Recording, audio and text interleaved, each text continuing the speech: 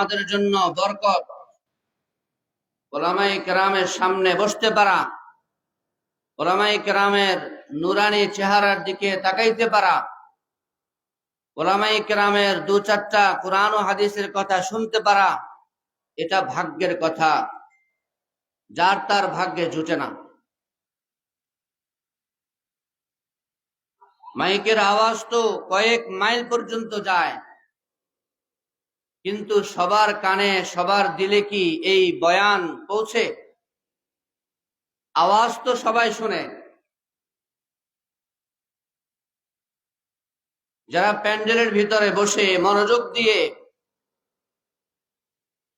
উলামায়ে কেরামের চেহারার দিকে তাকিয়ে বয়ান শুনে, তাদের দিলের মধ্যে অন্যরকম একটা প্রভাব পড়ে, আসর হয়। কি বলেন, হয় কি হয় না? হাজার হাজার আলেমের বয়ান তো মোবাইলেও আছে, আছে কি নাই? ওগুলো বাদ দিয়ে আমরা এখানে কেন এসেছি? ওগুলো শুনলে তো ওইভাবে মনোযোগ বসে না, যেভাবে সামনাসামনি বসে শুনলে মনোযোগ আসে। এই সামনাসামনি বসা, সামনাসামনি বসে বয়ান শোনা, কুরআন ও হাদিসের কথা শোনা, এটা তো আজকের বিষয় না। এটা তো রাসূল করিম সাল্লাল্লাহু আলাইহি ওয়াসাল্লাম আমাদেরকে শিখিয়েছেন, এটা তো সাহাবায়ে কেরাম শিখিয়েছেন, এটা তো আল্লাহ পাক সুবহানাহু ওয়া তাআলা জিবরাইল আলাইহিস সালামের মাধ্যমে রাসূলকে শিখিয়েছেন। এজন্য সামনাসামনি বসার মধ্যে বরকত, সামনাসামনি বসার মধ্যে দিলের মধ্যে আসর হয়, বয়ানের প্রভাব পড়ে। উলামায়ে কেরাম কাদেরকে বলে? আলেম কাদেরকে বলে? কোন আলেমের বয়ান শুনবো, কোন আলেমের বয়ান শুনবো না, জানার দরকার আছে কি নাই? কোন আলেম বড় আলেম, কোন আলেম ছোট আলেম, কোন আলেম আমলি আলেম, কোন আলেম বদকার আলেম, এটা জানার দরকার আছে না? এখন মাহফিল থেকে কিছু বয়ান বললে আপনারা তো বলবেন, কত হুজুর কত কথা বলে, কোনটা মানবো? বলেন কি বলেন না? বলেন তো, অনেক বলেন, অনেক বলেন। আল্লাহ পাক জাল্লা শানুহু ইরশাদ করছেন, আউযু বিল্লাহি মিনাশ শাইতানির রাজীম, ইন্নামা ইয়াখশাল্লাহা মিন ইবাদিহিল উলামা। আল্লাহ পাক সুবহানাহু ওয়া তাআলা ইরশাদ করেন, এই দুনিয়ার বুকে যত মানুষ আছে, সব মানুষের মধ্যে আল্লাহ পাক জাল্লা জালালুহুকে সবচেয়ে বেশি ভয় করে উলামায়ে কেরাম। সবচেয়ে বেশি ভয় করে কে? উলামায়ে কেরাম। ইন্নামা ইয়াখশাল্লাহা মিন ইবাদিহিল উলামা, সবচেয়ে বেশি করে একমাত্র, সবচেয়ে বেশি ভয় করে একমাত্র উলামায়ে কেরাম। ইন্নামা, অবশ্যই, আলেমরাই আল্লাহকে ভয় করে। আল্লাহকে ভয় করে কে? আলেমরা আল্লাহকে ভয় করে। আলেমরা আল্লাহকে ভয় করে, এজন্য আলেমরা গুনাহের কাজ করে না, করলেও তওবা করে ফেলে। এজন্য আলেমদের থেকে ভালো কিছু আশা করা যায়।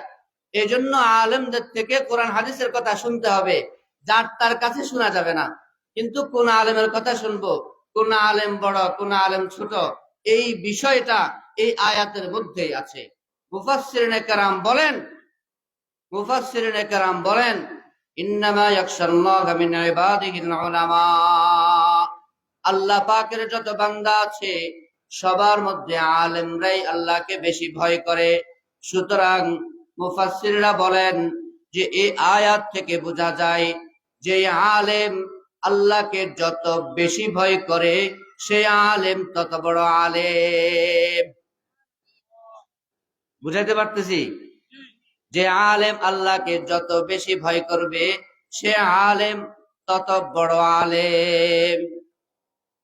এবার আপনারা বুঝবেন কোন আলেম আল্লাহকে বেশি ভয় করে, কোন আলেম আল্লাহকে কম ভয় করে, কোন আলেম আল্লাহকে ভয় করে, কোন আলেম আল্লাহকে ভয় করে না। বুঝবেন কি বুঝবেন না? যে আলেম দেখবেন ওয়াজও করে, গুনাহও করে, যে আলেম দেখবেন মসজিদে ইমামতিও করে, আবার নামাজও ছাড়ে, নামাজও পড়ে না, নামাজের গুরুত্ব নাই, যে আলেম দেখবেন বয়ানও করে আবার সুদ ঘুষও খায়, এ আলেম কি করেন? আল্লাহকে ভয় করে না। যে আলেম প্রকৃতপক্ষে আল্লাহকে ভয় করবে সে আলেমের দ্বারা কোনো গুনাহ হতে পারে না, কোনো গুনাহ হতে পারে না, কোনো গুনাহ হতে পারে না, অসম্ভব বিষয়। শুধু আলেম না, কোন একজন ঈমানদারের দ্বারাও কোনো গুনাহ হওয়া সম্ভব না, এটা অসম্ভব বিষয়। একজন ঈমানদার যদি হয়, সে যদি আল্লাহকে বিশ্বাস করে, আল্লাহকে হাজির নাজির জানে, আল্লাহর ভয় যদি তার অন্তরে থাকে, কবরের আযাবের ভয় যদি তার অন্তরে থাকে, সে যদি এই জিনিসটা জানে আর বুঝে এবং বিশ্বাস করে যে তাকে একদিন আল্লাহর সামনে দাঁড়াইতে হবে, তাহলে সে কিভাবে গুনার কাজ করবে? তার দ্বারা সম্ভবই না। আলেম তো দূরের কথা, একজন ঈমানদার, প্রকৃতপক্ষে একজন ঈমানদার যে, তার দ্বারা একটা গুনাহ করাও সম্ভব না।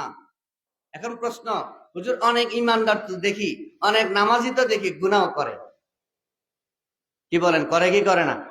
করে, গুনাহ করে। অনেক ঈমানদারও গুনাহ করে, অনেক নামাজিও গুনাহ করে।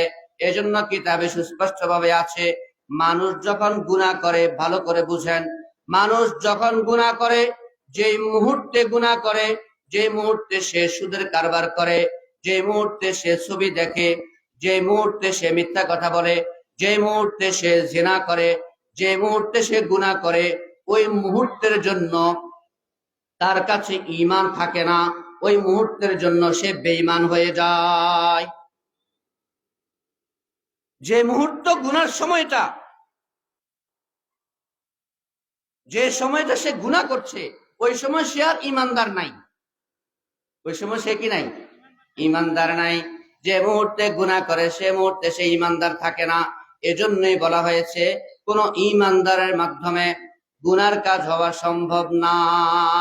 এই জন্য রাসূল করিম সাল্লাল্লাহু আলাইহি ওয়াসাল্লামের কাছে ওই ঈমানদারের দাম সবচেয়ে বেশি, যে ঈমানদার গুনাহ করে তাওবাও করে, গুনাহ করে তাওবাও করে। কারণ প্রত্যেকটা মানুষের পিছনে, প্রত্যেকটা ঈমানদারের পিছনে শয়তান লেগে আছে, আছে কি নাই? শয়তান লেগে আছে। শয়তান প্ররোচনা দেয়, কুবুদ্ধি দেয়, গুনাহকে আমাদের সামনে সাজিয়ে তোলে, গুনাহকে সুন্দর করে উপস্থাপন করে, গুনাহকে আনন্দ দিয়ে উপস্থাপন করে, পরে আমরা শয়তানের পাল্লায় পড়ে গুনাহ করে ফেলি। কিন্তু গুনাহ করা অত বেশি দোষের না, যত বেশি দোষ হলো গুনাহ করে তাওবা না করা। ওই ঈমানদার আল্লাহ পাকের রাসূলের কাছে সবচেয়ে বেশি পছন্দনীয়, যে ঈমানদার গুনাহ করে সাথে সাথে তাওবাও করে, গুনাহ করে সাথে সাথে কি করে? তাওবাও করে। মানুষ তো এজন্যে শ্রেষ্ঠ, মানুষ তো ফেরেশতাদের চেয়ে দামি এজন্যই, কারণ মানুষের মাঝে গুনার স্পিরিট আছে, গুনার স্পৃহা আছে, গুনার মাদ্দা আছে, গুনার প্রেরণা আছে। এজন্যই মানুষ ফেরেশতাদের চেয়ে দামি। কারণ ফেরেশতারা আল্লাহ পাক সুবহানাহু ওয়া তাআলার হুকুম সর্বদা মানতে থাকে। যে ফেরেশতাকে আল্লাহ পাক রুকুর জন্য সৃষ্টি করেছেন, সেই ফেরেশতা কিয়ামত পর্যন্ত রুকুতে আছে, পরিবর্তন হয় না। যে ফেরেশতাকে আল্লাহ পাক সুবহানাহু ওয়া তাআলা সাজদার জন্য সৃষ্টি করেছেন, সে ফেরেশতা কিয়ামত পর্যন্ত সাজদাতে থাকবে, ব্যতিক্রম করবে না। যে ফেরেশতাকে আল্লাহ পাক সুবহানাহু ওয়া তাআলা যে কাজে নিয়োগ করেছেন, সে ফেরেশতা সে কাজে নিয়োগটাকে ব্যতিক্রম করে না। কারণ কি? কারণ তো তার মাঝে গুনার কোনো স্পিরিটই নাই, গুনার কোনো স্পৃহাই নাই। কিন্তু মানুষ এমন এক জাতি, আল্লাহ পাক সুবহানাহু ওয়া তাআলা মানুষকে এভাবে সৃষ্টি করেছেন যে মানুষের মাঝে গুনার স্পৃহা আছে, গুনার চেতনা আছে, গুনার খাহেশ আছে, গুনার আনন্দ আছে, গুনার স্বাদ আছে। এজন্য মানুষ গুনাহ করে ফেলে। এর পরেও যদি গুনার স্পিরিট থাকা সত্ত্বেও, গুনার আগ্রহ থাকা সত্ত্বেও যদি মানুষ গুনাহ থেকে বেঁচে থাকে, তখন গিয়ে এই মানুষ আল্লাহ পাকের কাছে প্রিয় হয়ে যায়। তো বলছিলাম, ওলামায়ে কেরাম আল্লাহকে ভয় করে। যে আলেম যত বেশি আল্লাহকে ভয় করবে, সে আলেম তত বড় আলেম। যে আলেম যত বেশি আল্লাহকে ভয় করবে, সে আলেম তত বড় আলেম। এবার আলেম চিনবেন নি? বড় আলেমকে, ছোট আলেমকে চিনবেন নি? যে আলেমের মুনাজাতের চোখে পানি চলে আসে, যে আলেমের মুনাজাতের চোখের পানি চলে আসে, সে বড় আলেম। চিনবেন নি? চিনবেন নি? যে আলেমের চেহারায় দেখলে ইমানের কথা স্মরণ হয়, যে আলেমের চেহারার দিকে তাকাইলে জান্নাতের কথা স্মরণ হয়, যে আলেমের চেহারার দিকে তাকাইলে জাহান্নামের কথা স্মরণ হয়, যে আলেমের চেহারার দিকে তাকাইলে নামাজের কথা স্মরণ হয়, যে আলেমের চেহারার দিকে তাকাইলে গুনার জন্য আফসোস লাগে, যে আলেমের সাথে কিছুক্ষণ বসলে 5 মিনিট 10 মিনিট কিছুক্ষণ বসলে ইলম বাড়ে। কি বাড়ে? ইলম বাড়ে। ওই আলেম হলো বড় আলেম, ওই আলেম হলো কি? বড় আলেম। এরকম বড় আলেম আপনাদের আশেপাশে আছেনি? আছে, আছে।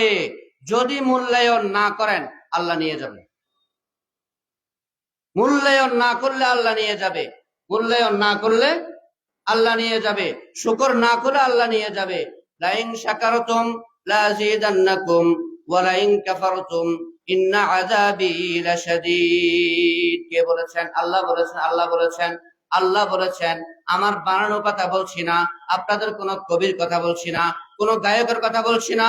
আল্লাহ পাক জাল্লা শানুহু ইরশাদ করছেন, লাইন শাকারতুম লাযিদান্নাকুম ওয়া লাইন কাফারতুম ইন্না আযাবি লাশাদীদ। যদি তোমরা শুকরিয়া আদায় করো তাহলে তোমাদের জন্য নিয়ামত বাড়ায় দেব। যদি তোমরা আলেমের শুকরিয়া আদায় করো তাহলে তোমাদের জন্য নিয়ামত বাড়ায় দেব, নিয়ামত বাড়ায় দেব। যদি তোমরা আমার নিয়ামতের শুকরিয়া আদায় করো নিয়ামত আরো দেব, আরো দেব, নিয়ামত দিয়ে ভরে দেব। আর যদি অকৃতজ্ঞতা প্রকাশ করো, বেয়াদবি করো, আলেমের কথা না শুনো, নিয়ামতের অস্বীকার করো, নিয়ামতের অকৃতজ্ঞতা প্রকাশ করো, না শুকরি করো, তাহলে আমি শাস্তি দেব। কি দেব বলেন না? আল্লাহ তাআলা নিয়ামত আমাদেরকে দেন কি দেন না? এজন্য বুঝে নিতে হবে কোনটা নিয়ামত কোনটা নিয়ামত না, এটা বুঝে নিতে হবে। এই জমিনে শত শত বছর আল্লাহর দ্বীন প্রতিষ্ঠিত ছিল। এই জমিনে, এই হিন্দুস্তানে ছিল কি ছিল না? দ্বীন আল্লাহ তাআলার নিয়ামত, ইসলাম আল্লাহ তাআলার নিয়ামত। আপনার মাথায় যে টুপি আসছে এটা আল্লাহর নিয়ামত, আপনার মুখে যে দাড়ি উঠে এটা আল্লাহর নিয়ামত, আপনার গায়ে যে সুন্নতি জামা এটা আল্লাহর নিয়ামত, আপনার পকেটে যে মেসওয়াক থাকে এটা আল্লাহর নিয়ামত। আপনি যে আল্লাহ চিনেছেন, মসজিদ চিনেছেন, ওলামায়ে কেরাম চিনেছেন, ওয়াজ মাহফিল চিনেছেন, এগুলো কি বলেন না? আল্লাহর নিয়ামত। আপনি যদি কদর না করেন আল্লাহ শাস্তি দিবেন। কদর না করলে কি দিবেন? শাস্তি দিবেন। এই জমিনে ইসলামী হুকুমত প্রতিষ্ঠা ছিল, আমরা কদর করে নাই, হুকুম মানতে রাজি ছিলাম না। এই জন্য ব্রিটিশরা এসে তাদের রাজত্ব এখানে প্রতিষ্ঠা করেছে। এরপরে পাকিস্তান হয়েছে, তারপর ভারতের মাধ্যমে যুদ্ধ হয়ে পাকিস্তানদেরকে তাড়িয়ে এখানে স্বাধীন হয়েছে। স্বাধীন হওয়ার পর এখনো ওলামায়ে কেরাম নিভিয়ে নিভিয়ে হলেও দ্বীনকে জিইয়ে রাখার চেষ্টা করছেন। কে করছেন? ওলামায়ে কেরাম। ওলামায়ে কেরাম, ওলামায়ে কেরাম, ওলামায়ে কেরাম যদি না থাকতো, ওলামায়ে কেরাম যদি ওয়াজ মাহফিল না করতো, ওলামায়ে কেরাম যদি মসজিদের মিম্বার থেকে আপনাদের দ্বীনি কথা না শুনাইতো, ওলামায়ে কেরাম যদি আপনাদের হেদায়েতের কথা না বলতো, তাহলে আপনারা রাত্রে শান্তি মতো ঘরে ঘুমাইতে পারতেন না। ঘরে ঘুমাইতে পারতেন না। চোর ডাকাত দিয়ে সমাজ ভরে যেত। ওলামায়ে কেরামের অবদান বুঝেন না তো। এজন্য যখন মাহফিলের কালেকশনের জন্য দোকানে যাওয়া হয়, মাহফিলের কালেকশনের জন্য বাড়িতে যাওয়া হয়, তখন উল্টা পাল্টা বলেন যে হুজুররা শুধু এগুলোই করে। হুজুররা এগুলো করে কি করে সেটা দেখেন। হুজুররা এগুলো করে বাড়িতে বিল্ডিং দেয় না, জায়গা জমি করে না, কারো জমিন খায় না, কারো আইল ফেলে না, কারো গাছ নিয়ে যায় না। আপনাদের সন্তানদেরকে কালিমা শিখায়, আপনাদের সন্তানদেরকে আল্লাহ চিনায়, আপনাদের সন্তানদেরকে রাসূল চিনায়, আপনাদেরকে দ্বীনি কথা শোনানোর জন্য বাহির থেকে বড় বড় আলেমদেরকে নিয়ে আসে, আপনাদের সামনে বসায়া দেয়, আপনাদের হেদায়েতের কথা বলে। কে করে বলেন না? ওলামায়ে কেরাম। ওলামায়ে কেরাম, ওলামায়ে কেরামের দাম বুঝেন। ওলামায়ে কেরামের মূল্য বুঝতে হবে। ওলামায়ে কেরামের মূল্য বুঝতে হবে। মূল্য যদি না দেই, যদি সম্মান না করি, দ্বীনের কাজে আমি সাহায্য করতে পারি আর না পারি, কমাস কম আমি সবসময় কথাটা বলি, আপনি সমালোচনা করবেন, সমালোচনা করবেন না। আল্লাহ পাকের নবী ইরশাদ করেন, কুন আলিমান আও মুতাআল্লিমান আও মুঈনান আও মুহিব্বান ওয়ালা তাকুন খামিসা। আল্লাহ পাকের নবী ইরশাদ করেন, ও আমার উম্মতেরা, তোমরা হয়তো আলেম হও, যদি আলেম হইতে না পারো, মাদ্রাসা না পাও, বয়স হয়ে যায় পড়তে না পারো, মাদ্রাসায় ভর্তি হইতে লজ্জা লাগে, আলেম হইতে না পারো, তাহলে শিক্ষার্থী হও, মুতাআল্লিমান, শিক্ষার্থী হও, ছাত্র হও। যদি ছাত্র হইতে না পারো, মাদ্রাসায় ভর্তি হইতে লজ্জা লাগে, ছাত্র হইতে না পারো, আও মুঈনান, আলেমকে, ছাত্রদেরকে, মাদ্রাসাকে, মসজিদকে, ওয়াজ মাহফিলকে সাহায্য করো, সাহায্যকারী হও। যদি এটাও না পারো, তোমার সাহায্য করতে ভালো লাগে না, তোমার পকেটে টাকা নাই, তুমি সাহায্য করতে পারো না, তোমার সামর্থ্য নাই, তোমার মন বাঁকা, টাকা আছে দিবা না, দিও না, অসুবিধা নাই। মুহিব্বান, আলেমদেরকে ভালোবাসো, ছাত্রদেরকে ভালোবাসো, হেফজখানার ছাত্র, নুরানির ছাত্র, মাদ্রাসার ছাত্রদেরকে ভালোবাসো। ওয়ালা তাকুন খামিসা, পঞ্চমটা হইও না, পঞ্চমটা হইও না। কে বলেছেন? আমাদের প্রিয় নবী হযরত মুহাম্মদ মুস্তাফা সাল্লাল্লাহু আলাইহি ওয়াসাল্লাম বলেছেন, এই চারটার ভিতরে আমাদেরকে থাকতে হবে, এর বাইরে যাওয়া যাবে না। কি বলেন? বলেন, আমরা কি মুসলমান না? আমরা মুসলমান কি মুসলমান না? আমাদেরকে কে পাঠিয়েছেন? আল্লাহ পাঠিয়েছেন। আমরা কি স্বেচ্ছায় দুনিয়াতে এসেছি? আমাদের কোনো আলাদা ক্ষমতা আছে? আমাদের কোনো কৃতিত্ব আছে? কিচ্ছু নাই, আমাদের কিচ্ছু নাই। আমরা শুরুতে এক ফোঁটা নাপাক পানি, আমরা শুরুতে এক ফোঁটা নাপাক পানি, মাঝখানে ডাস্টবিন, টয়লেট, লেট্রিন, বাথরুম, আর সর্বশেষ পচা গন্ধ একটা লাশ। কিসের এত গৌরব, কিসের এত অহংকারী? আমরা মুসলমান, এ দুনিয়াতে আমরা আসি নাই, আল্লাহ আমাদেরকে পাঠিয়েছেন। কে পাঠিয়েছেন বলেন? আমাদের আল্লাহ আছে কি নাই? আল্লাহ আমাদেরকে পাঠিয়েছেন। আজকে এখানে বসার শক্তি আল্লাহ দিয়েছেন, না হলে আপনি বসতে পারতেন না। এই যে বয়ান শুনছি, এই শোনার শক্তি কে দিয়েছে? এই যে বলছি, বলার জন্য শক্তি কে দিয়েছে? আমার এই স্মৃতির মালিক কে? আমার এই মেধার মালিক কে? এই মুহূর্তে যদি আমার মেধা, আমার স্মৃতি আল্লাহ নিয়ে যান, এখান থেকে আমি বোবা হয়ে চলে যাব। বুঝাতে পারিনি আপনাদেরকে। আমাদের সবকিছু আল্লাহ, এই জমিন আল্লাহর, আমাদের কাছে যে বাড়ি আছে এটা আল্লাহর, আমাদের কাছে যে টাকা আছে এটা আল্লাহর, সব কিছু আল্লাহর। সুতরাং শুনতে হবে কার কথা? আর কারো কথা শুনবো, আর কারো কথা শুনবো না, শুধু আল্লাহর কথা শুনবো, শুধু আল্লাহর কথা শুনবো। আল্লাহর কথা কেমনে শুনবো? আল্লাহ রাসূলকে পাঠিয়ে দিয়েছেন, রাসূল আমাদেরকে প্র্যাকটিক্যাল দেখিয়ে দিয়েছেন। কারণ আমরা তো আল্লাহকে দেখি না, আমরা আবার এই উজর প্রকাশ করি কিনা যে আল্লাহ আপনাকে দেখি না, কেমনে মানবো, কেমনে শুনবো? এই জন্য আল্লাহ আমাদের মধ্য থেকে একজন রাসূল পাঠিয়েছেন। কি পাঠিয়েছেন? রাসূল আমাদেরকে সব শিখিয়ে দিয়েছেন।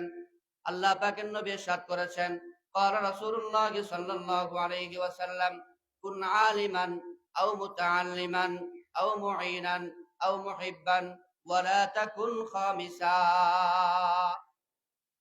আমরা মুসলমান, আমাদেরকে আল্লাহ সৃষ্টি করেছেন, আল্লাহর হুকুমের ভিতরে আমরা থাকব, এর বাইরে যাব না, এর বাইরে যাব না। আমাদের প্রিয় নবী, আমাদের পথ প্রদর্শক, আমাদের আদর্শ রাসূল করিম সাল্লাল্লাহু আলাইহি ওয়াসাল্লাম ত্যাগহীন ভাবে ঘোষণা করেছেন, আমার উম্মতেরা, তোমরা এই চারটার ভিতরে থাকতে হবে, এর বাইরে যেতে পারবে না। এর বাইরে যদি যাও তাহলেই বিপদ, এর বাইরে গেলেই বিপদ। এর বাইরে গেলেই কি? এর বাইরে গেলেই বিপদ, এর বাইরে গেলেই বিপদ। হয়তো তোমরা আলেম হবে, না হলে ছাত্র হবে, আর না হয় এদেরকে সাহায্য করবে। এটাও যদি না পারো, কমাস কম এদেরকে ভালোবাসবে।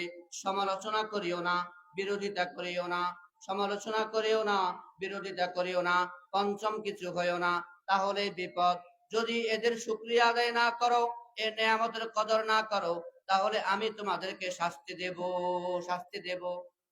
আমরা ইসলামী হুকুমত যখন এই জমিনে প্রতিষ্ঠিত ছিল, আমরা সেটা শুকরিয়া আদায় করে নেই, পরিপূর্ণ মানি নাই, যার কারণে পদে পদে আমাদের শাস্তি আসছে, আরো শাস্তি আমাদের জন্য অপেক্ষা করছে। আল্লাহ পাকের নবী ইরশাদ করেছেন, এই জমিনে গজওয়াই হিন্দ হবে, এই গজওয়াই হিন্দে মুসলমানরাই বিজয়ী হবে। কারা বিজয়ী হবে? মুসলমানরাই বিজয়ী হবে। শেষ হাসি মুসলমানরাই হাসবে।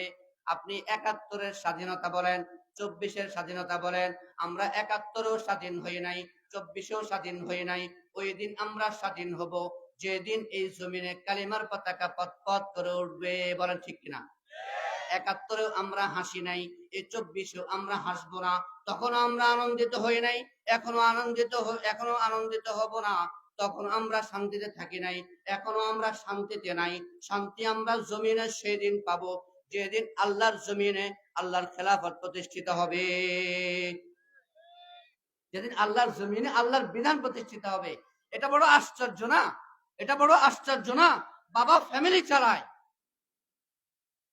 ফ্যামিলি চালায়, ঘুম থেকে উঠে ঘুমানো পর্যন্ত মেহনত করে, কিন্তু ঘরে আসলে ছেলে বলে, এখানে বাবা আপনার কথা চলবে না, আমার কথা চলবে। বিবি বলে আপনার কথা চলবে না, আমার কথা চলবে। মেয়ে বলে আপনার কথা চলবে না, আমার কথা চলবে। বলেন, এই বাবা, এই বিবি, এই ছেলে, এই মেয়ে কি রাখবে না তাড়িয়ে দিবে? কি বলেন? হ্যাঁ, সবকিছু আমার, চলবে অন্যজন, এটা হতে পারে? আল্লাহর জমিনে আল্লাহর বিধান চলবে, কিন্তু কিভাবে বিধান প্রতিষ্ঠা করবেন? এমন অবস্থায় আমরা আছি, আমাদের মগজকে ইংরেজরা, আমাদের মেধাকে ইহুদি আর খ্রিস্টানরা এমন ভাবে ধোলাই করেছে, কোরআন হাদিসের কথা যতই বলি ভিতরে ঢুকে না, বিপরীত লাগে। যতই বলি ভিতরে ঢুকে না। কিভাবে ইসলাম প্রতিষ্ঠিত হবে জানেন? ইসলাম প্রতিষ্ঠিত হবে একমাত্র রাসূলের নীতিতে। কার নীতিতে?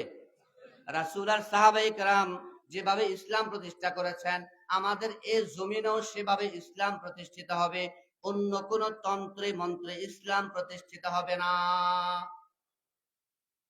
এবার ওলামায়ে কেরামের কাছে যাইয়েন, প্রাইভেট আলোচনা করিয়েন যে রাসূলের নীতি কি, কেমনে প্রতিষ্ঠা করব, আলোচনা করিয়েন, পরামর্শ নিয়েন, তারা বুদ্ধি দিবে, পরামর্শ দিবে, সেভাবে চলিয়েন। তো ওলামায়ে কেরাম আমাদের জন্য নেয়ামত। কি বলেছি? ওলামায়ে কেরাম আমাদের জন্য নেয়ামত। যে আলেম সবচেয়ে বেশি আল্লাহকে ভয় করবে, সে আলেম সবচেয়ে বেশি বড় আলেম। মনে আছে নি? যে আলেম সবচেয়ে বেশি বড় আলেম, যে আলেম সবচেয়ে বেশি আল্লাহকে ভয় করবে, যে আলেমকে দেখলে এলেম বাড়বে, যে আলেমকে দেখলে আল্লাহর কথা স্মরণ হবে, যে আলেমকে দেখলে পরকালের কথা স্মরণ হবে, ওই আলেমই হলো নবীর ওয়ারিস। ওই আলেম হলো কি? এরকম নবীর ওয়ারিস আলেমের চেহারার দিকে তাকাইলে গুনাহ মাফ হয়ে যায়।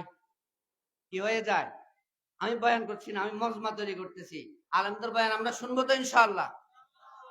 মান যাক্কারাকুম বিল্লাহি রুয়াতুহু ওয়া যাদা ফি ইলমিকুম মানতিকুহু ওয়া যাক্কারাকুম বিল আখিরাতি আমালুহু। মান যাক্কারাকুম বিল্লাহি রুয়াতুহু ওয়া যাদা ফি ইলমিকুম মানতিকুহু ওয়া যাক্কারাকুম বিল আখিরাতি আমালুহু।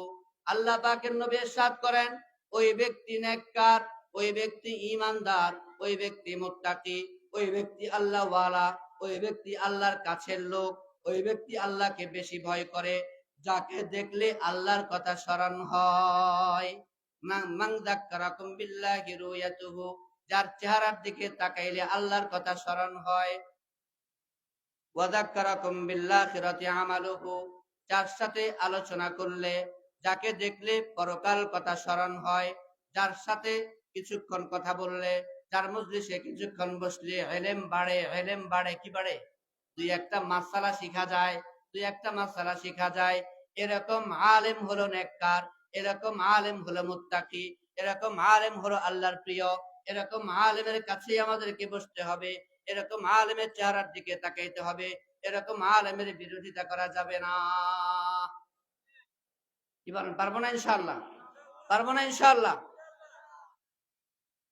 এই আলেমরা আমাদেরকে এক একটা মাসআলা শিখায়, দ্বীন শিখায়, কোরআন শিখায়, হাদিস শিখায়। আর আমরা শিখে আমাদের ঈমানকে তাজা করি, আমাদের ঈমানকে তাজা করি। ইমানকে তাজা করি। যেটা বলছিলাম যে আমরা মুসলমান, আমাদেরকে আল্লাহ পাক সুবহানাহু ওয়া তাআলা সৃষ্টি করে দুনিয়াতে পাঠিয়েছেন। এই দুনিয়াতে যে কদিন আমরা আছি, আল্লাহ তাআলা যে কয়দিন হায়াত রেখেছেন, এই কয়দিনের মধ্যে আল্লাহর হুকুম ছাড়া, আল্লাহর বিধান ছাড়া আর কোন বিধান মানা যাবে না। আল্লাহর হুকুমের ভিতরে থাকতে হবে, আল্লাহর হুকুমের ভিতরে থাকতে হবে, শরিয়ার ভিতরে থাকতে হবে। আর শরীয়তের বিধিবিধানের মধ্যে উঁচু স্তর নিচু স্তর আছে, ক্রমবিন্যাস আছে। কিছু আছে ফরজ, কিছু আছে ওয়াজিব, কিছু আছে সুন্নত, কিছু আছে মুস্তাহাব, কিছু আছে নফল। আছে কি নাই? আছে কি নাই? আমরা অনেকে নফলকে গুরুত্ব দেই না, আমরা অনেকে মুস্তাহাবকে গুরুত্ব দেই না, আমরা অনেকে সুন্নতকে গুরুত্ব দেই না। এরকম সাধারণ বিষয়গুলো, নিচু স্তরের বিষয়গুলোকে গুরুত্ব না দিতে না দিতে এক সময় আমাদের থেকে ওয়াজিবও ছুটে, ফরজও ছুটে যায়, সবকিছু ছুটে যায়। এজন্য নফল, মুস্তাহাব, সুন্নত এগুলোকেও আমাদেরকে গুরুত্ব দিতে হবে। আল্লাহ পাক সুবহানাহু ওয়া তাআলা দুই একটা কথা এলোমেলো যেগুলো বলেছি, প্রথমে আমাকে আমল করার তৌফিক দান করুন, সবাইকে আমল করার, বুঝে আমল করার তৌফিক দান করুন। ওয়া আখিরু দাওয়ানা আলহামদুলিল্লাহি রাব্বিল আলামিন।